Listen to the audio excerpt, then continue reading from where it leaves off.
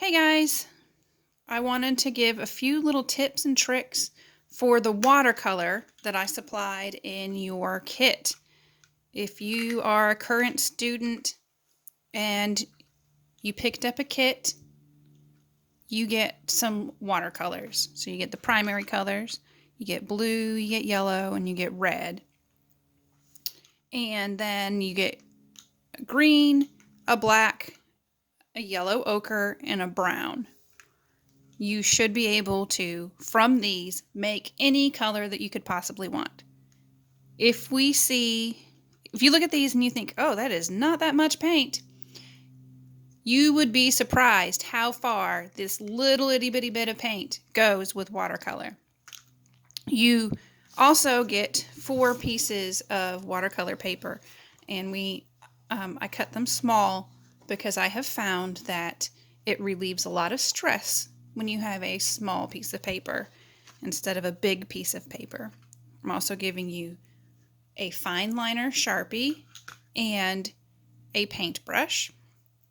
What you're going to need is, from your house, is something to mix colors on. You can use, this is just a lid of like a yogurt container or something.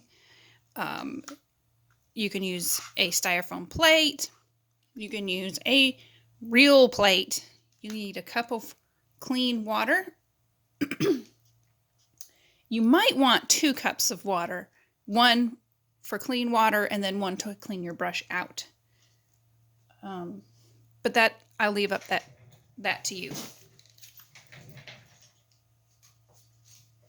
You will also want a pencil and an eraser.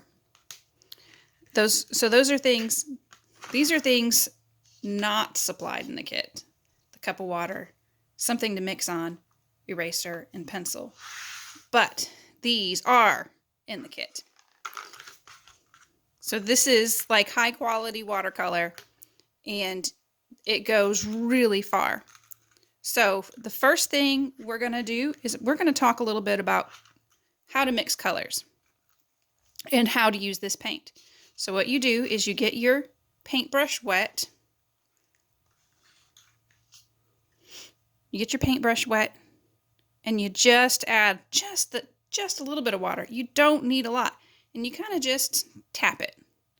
So we're going to make a purple because we don't have a purple, and a lot of people are probably going to ask, how do you make a purple?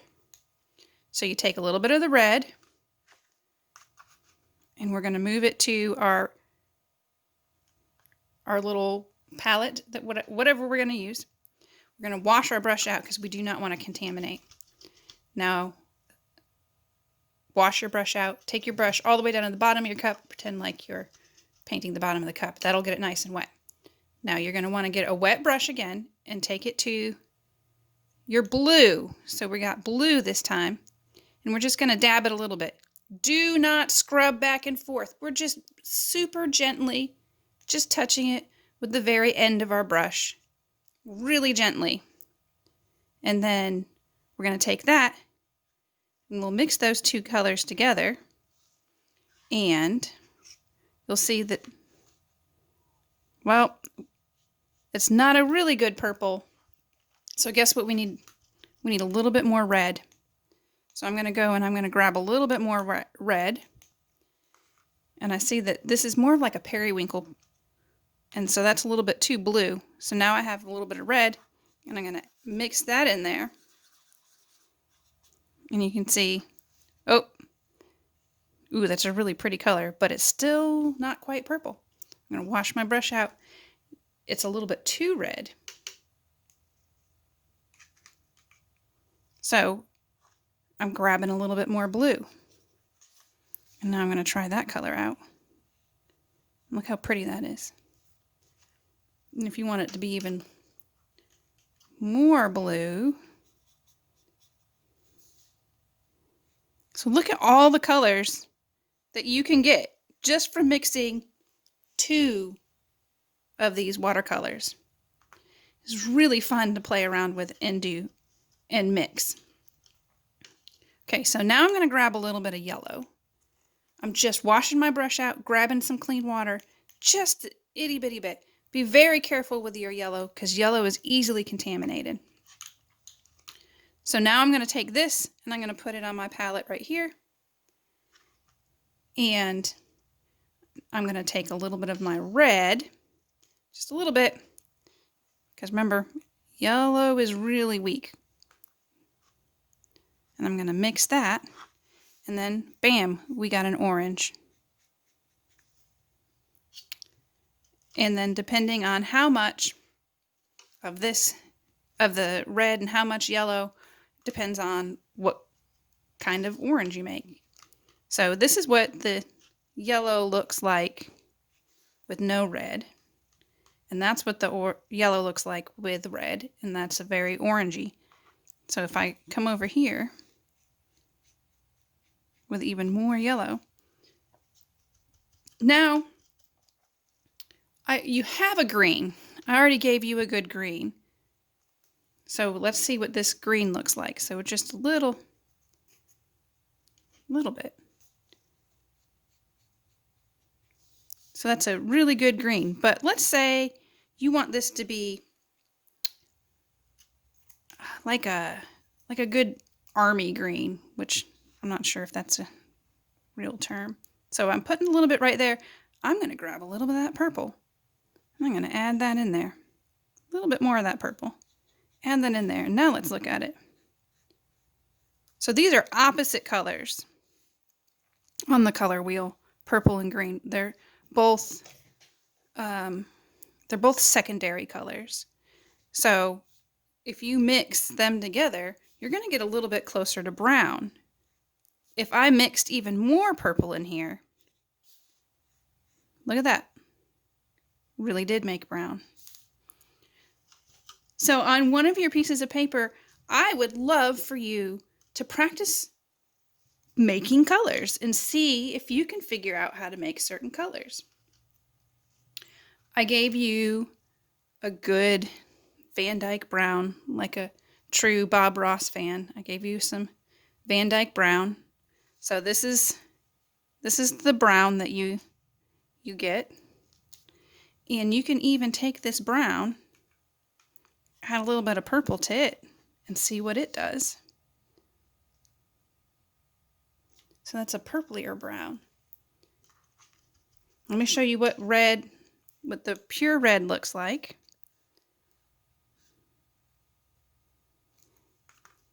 And what the pure blue looks like. You can see I have almost filled up this entire piece of paper with little swatches of different colors.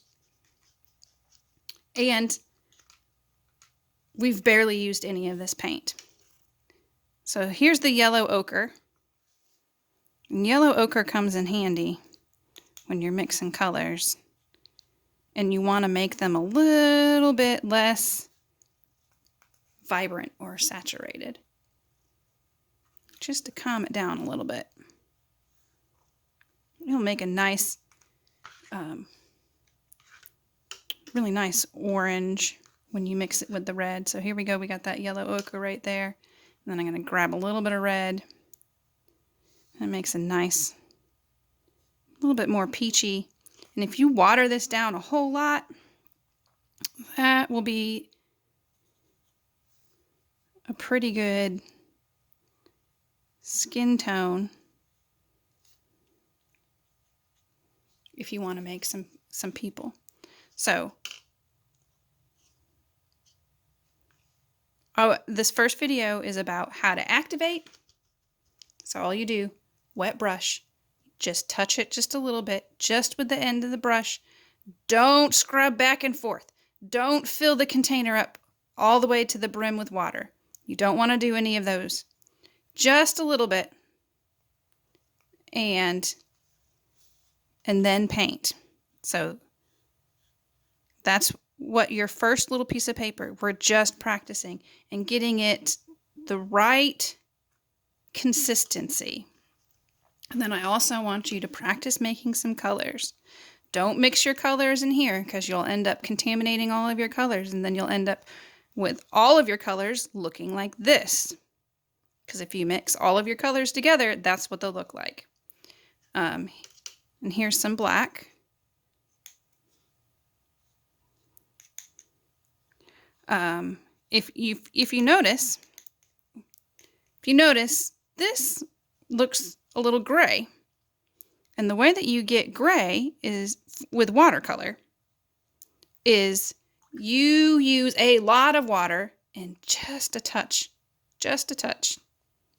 of black. And that's how you get gray. So the more water, the lighter the color. The more paint, the darker the color. Another very important thing is you don't want to go with a pretty dry brush. Okay, so my brush right now is wet, but it's not very wet. So if I went and I tried to go and see, I'm rubbing this back and forth really hard, just like I said not to do. Oh, you can't even see that, sorry. So I'm rubbing it back and forth. So I said don't do that. But now I have a whole bunch of paint on here. And if I try to paint, it's doing what's called dry brushing. And it doesn't look as nice and even and smooth as this one down here, even though it's the same color. And look how dark it is.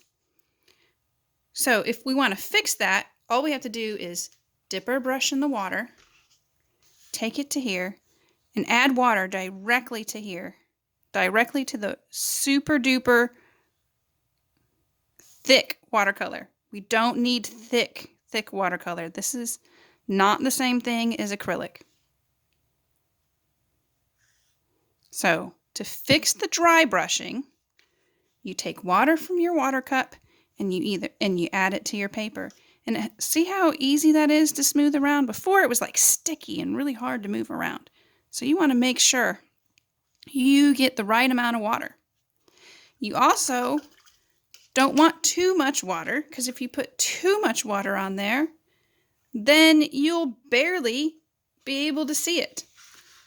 So let's see, here's my purple, and I'm just going to keep on adding water to it.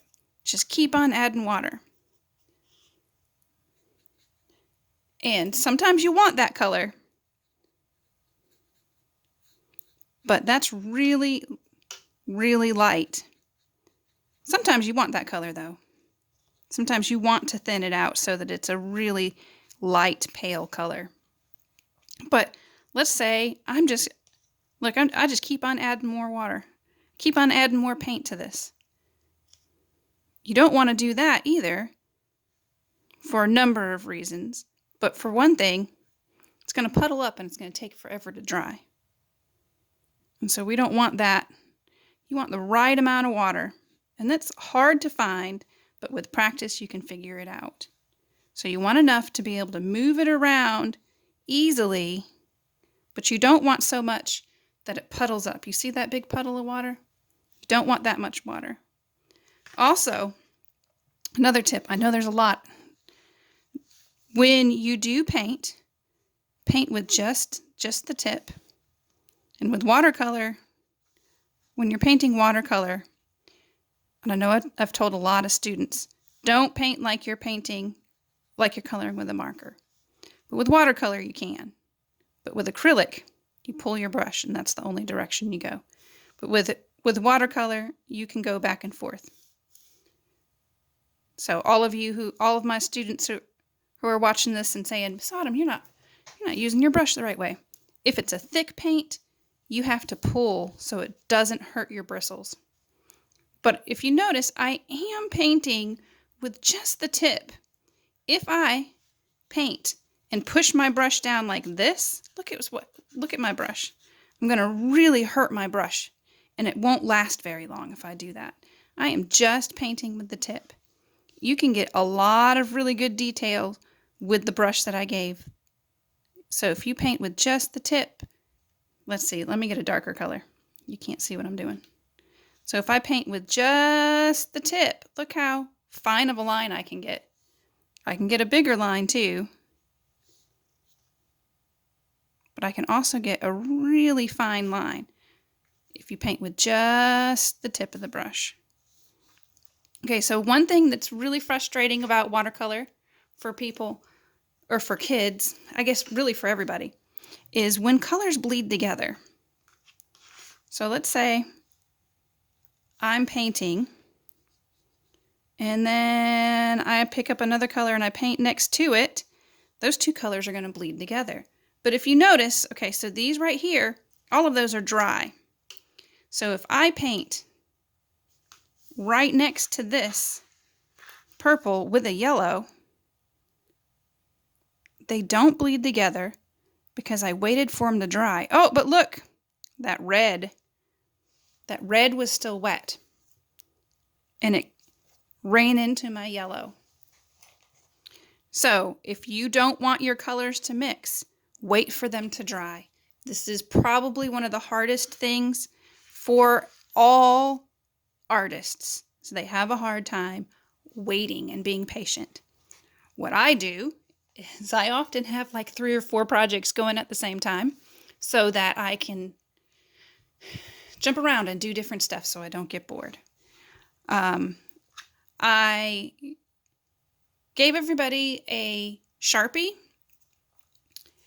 and I like to draw things and then line them with black Sharpie, and then I like to color them in, and I really like doing that. These Sharpies, they're not my favorite liner, but they're a really good one. The tip is very easy to break, so when you're drawing with these, you need to make sure that you are gentle with them. The thing that I like about Sharpie is because you can paint right over them and they don't bleed. And that is very important when you are painting with watercolor. If you have a water-based pen, when you paint over it, it'll bleed into it. You don't want that. So if you have a water-based pen and you're doing watercolor and you want it to be lined, what you do is you just wait for it to dry and you can paint right over it. I mean, draw right over it. So there we go. Those are my tips and tricks on using these watercolors that I provided in kits. And if you happen to find this YouTube tutorial, it'll help even if you aren't one of my past students or present students, because I feel like they're all useful tips. If you have any questions or any comments, please feel free to contact me and leave me a comment below. Stay safe, stay healthy. Bye, guys.